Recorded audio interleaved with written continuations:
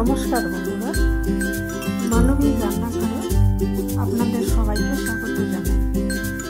আমি আজকে একটা নতুন রেসিপি নিয়ে চলে এসেছি। থাই স্টাইলে পাইনাপেল ফ্রাইড রাইস। আমি একটা এরকম পাইনাপেল ফ্রাইড রাইস দেখিয়েছি, সেটা আমাদের স্টাইলে, এটা থাই স্টাইলে, সেই জন্য একটু অন্যরকম। তো আসুন দেখে নিয়ে কীভাবে করেছি। এখানে আমি একটা আনারসের অর্ধেকটা নিয়েছি, লম্বা লম্বিভাবে কেটে নেব এবং এর অর্ধেকটা আনারস ব্যবহার করব। আমি লম্বা লম্বিভাবে কেটে নিয়েছি। এটা এবারে এই মাঝখানে যে শক্ত অংশটা থাকে ওইটাকে আমি কেটে ফেলে দেবো এবং ধারটা রেখে দেবো, আর ভেতরের যে অংশটা খাওয়া হয় সেটা ছোটো ছোটো টুকরো করে কেটে দেবো।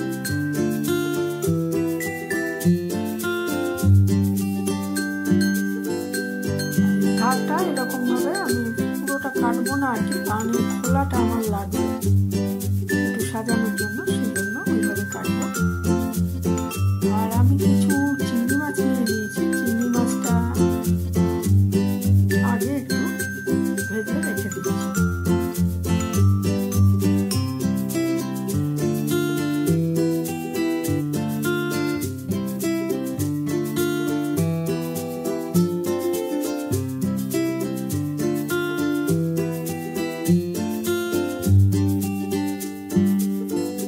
নুন দিয়ে ভেজে রেখে দিচ্ছি। ভালো করে কড়া করে ভাজতে হবে একটু।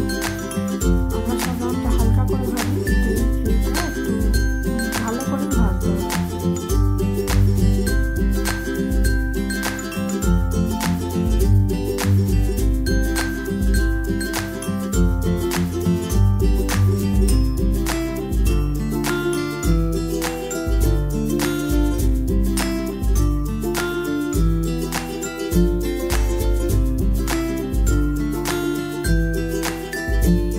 আর এদিকে আমি একটা বড় নারকেলের অর্ধেকটা আমি এর থেকে দুধ বার করে নিয়েছি। নারকেলের পুরো প্রসেসটা আমি দেখাইনি, আমি অন্য রান্নায় দেখিয়েছি। এটা পুড়িয়ে নিয়ে গ্রাইন্ডারে পেস্ট করে তারপরে একটু জল দিয়ে পেস্ট করে নিতে হবে, তারপরে ছেঁকে নিতে হবে, তাহলে নারকেলের দুধ তৈরি হয়ে যাবে। আর ওই যে অংশটা ছিমড়াটা থাকলো ওটাও কিন্তু রান্নার কাজে ব্যবহার করা যাবে বা মিষ্টি তৈরির সময় ব্যবহার করা যাবে।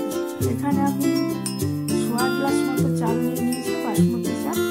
এটা ভালো করে ধুয়ে আগে 8 ঘন্টা থেকে 40 মিনিট এটা ভিজিয়ে রেখে দেবো। তারপর এটা আমি ভাত তৈরি করব।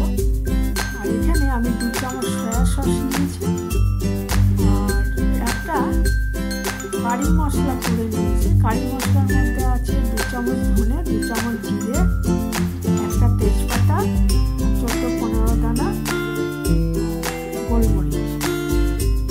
সেটা আমি শুকনো খোলা বেঁচে পেস্ট করে নিয়েছি। সেটা নিয়ে নিচ্ছি প্রায় 1 চামচ নুন আর 1.5 চামচ মতো চিনি। এটা মিশিয়ে একসাথে রেখে দেবো। ওই মশলাটা নুন আর চিনি মিশিয়ে রেখে দিলাম। আর সয়া সসের সঙ্গে যদি ফিশ সস থাকতো তাহলে একটু ব্যবহার করতাম। তো আমার কাছে ফিশ সস নেই, কাজে শুধু সয়া সস ব্যবহার করেছি আমি। এখানে চালটা ভিজে গেছে ভালো মতো। এরপর করলাম কি, ওই একটা প্রেসার কুকারে নিয়ে 1 গ্লাস দিলাম নারকেলের দুধ আর 1 গ্লাস দিলাম জল। এবারে একটা সিটি দিয়ে ভাতটা রান্না করে নেব। একটা সিটি দিয়ে রান্না করে নিয়েছি। দেখুন কীরকম ঝরঝরে হয়েছে ভাতটা। নারকেল দুধে এই ভাতটা রান্না হয়েছে, অর্থাৎ কোকোনাট রাইস তৈরি হলো। এটা দিয়ে আমি পাইনাপেল ফ্রাইড রাইস করব থাই স্টাইলে। একটু কাঁটা চামচ দিয়ে এটাকে নেড়ে চেড়ে দিচ্ছি যাতে গায়ে গায়ে লেগে না যায়। আর ওইদিকে আমি আনারস যে ছোটো ছোটো টুকরো করে নিয়েছিলাম ওটাকে একটু সেদ্ধ করে নিচ্ছি আর কি, হালকা সেদ্ধ করে নিচ্ছি। ঢাকা দিয়ে এটা সেদ্ধ করে নিতে হবে। সরাসরি রান্না করা যেত, কিন্তু একটু এটা সেদ্ধ করে নিলেই ভালো হবে। এটা সেদ্ধ করে একটা বাটিতে রেখে দেবো।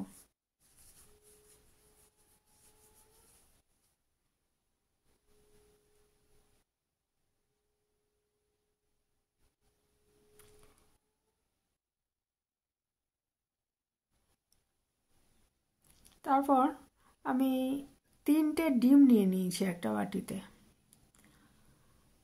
3টে ডিম নিয়েছি। এটা এবারে সাদা তেল আমি নিয়ে নিলাম একটা কড়াইতে, যে কোনো সাদা তেল ব্যবহার করতে পারেন। নিয়ে তার মধ্যে আমি 3টে ডিম দিয়ে এটাকে একটু হালকা ভাজা ভাজা করে নিচ্ছি। খুন্তির সাহায্যে মিশিয়ে দিচ্ছি এটা। আর ওইদিকে আমি একটা মাঝারি সাইজের পেঁয়াজ কুচি করে রেখেছি, আর একটা টমেটো কুচি করে রেখেছি, এগুলো আমার কাজে লাগবে। ডিমটা একটু ভাজা ভাজা হয়ে গেলে এর মধ্যে আমি পেঁয়াজটা দিয়ে দেবো।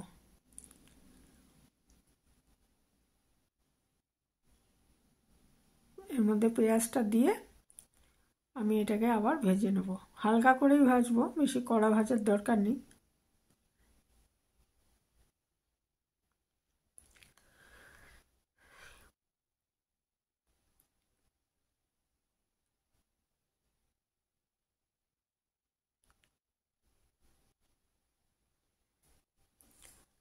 এটা একটু ভাজা ভাজা হয়ে গেলে এর মধ্যে আমি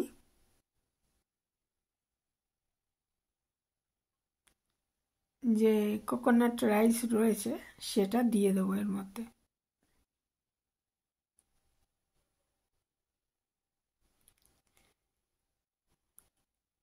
তেল যদি লাগে আর একটু দেওয়া যেতে পারে।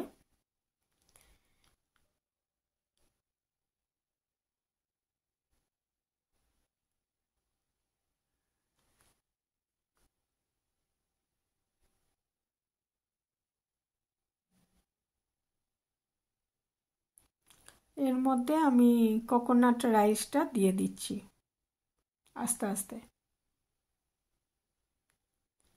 দিয়ে এটা ভালো মতো মিশিয়ে দেবো রাইসটা।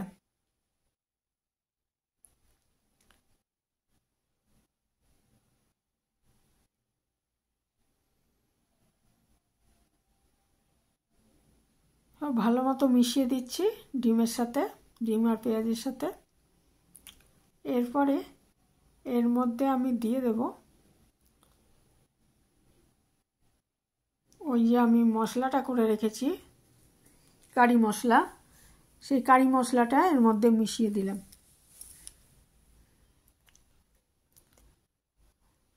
খুব ভালো করে মিশিয়ে দিতে হবে। এর মধ্যেই কিন্তু নুন আছে, একটু চিনি আছে, আর মশলাটা রয়েছে। সব পুরো রাইসটার সাথে যাতে ভালো করে মিশে যায় সেই জন্য ভালো করে নেড়ে এবারে আমি টমেটোগুলো দিয়ে দিলাম। টমেটো যে কুচি করে রেখেছিলাম সেই টমেটো দিয়ে দিলাম, দিয়ে আবারও ভালো মতো মিশিয়ে দেবো।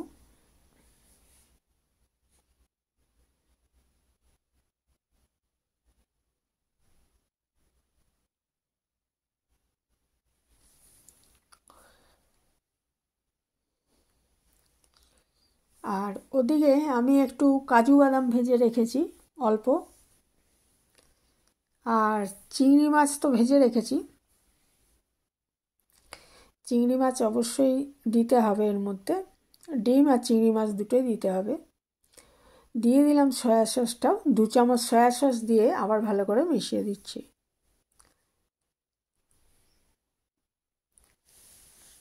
আর চিংড়ি মাছগুলো একটু খোসা রেখে দিয়েছি, তাহলে কী হবে মাছটা নরম থাকবে আর কি, ওই জন্য আমি খোসাটা রেখেছি। মাথাটা শুধু বাদ দিয়ে দিয়েছি। আর পিঠের দিকে একটা ইয়ে থাকে, রেচন নালি থাকে, ওটাকে ফেলে দিয়েছি। দিয়ে আমি ওটাকে ভেজে নিয়েছিলাম।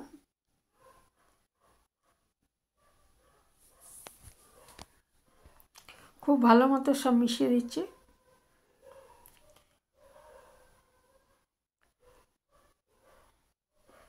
এতে নুন মিষ্টি সমস্ত কিছুই সব অংশটায় ভালো মতো মিশে যায়।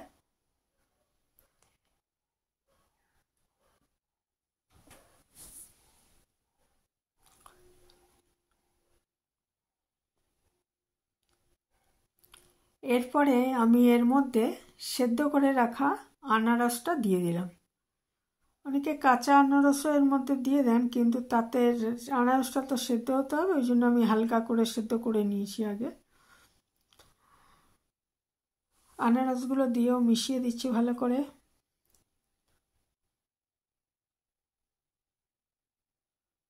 অত্যন্ত সুস্বাদু হয় খেতে। এটার সঙ্গে আর কিছু লাগবে না, বড় জোর একটু স্যালাড নিতে পারেন, খুবই ভালো হয় খেতে।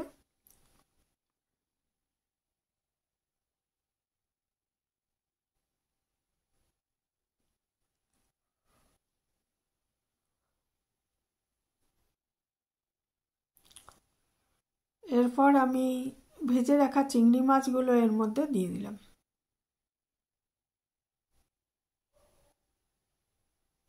দিয়ে এটা ভালো মতো মিশিয়ে দিচ্ছি।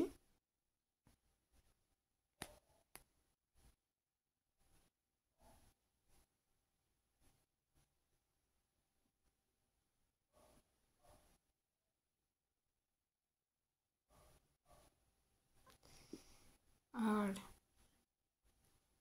একদম শেষে একটু ভেজে রাখা কাজু দিয়ে দিলাম এর ওপর।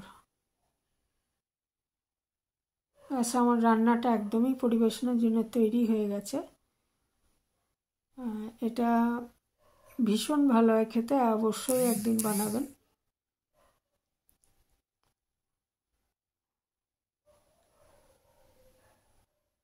আজকের রেসিপিটা কেমন লাগলো আপনাদের জানাবেন কমেন্টে। আর যারা এতক্ষণও দেখলেন আমার ভিডিওটা, তাদের অসংখ্য ধন্যবাদ।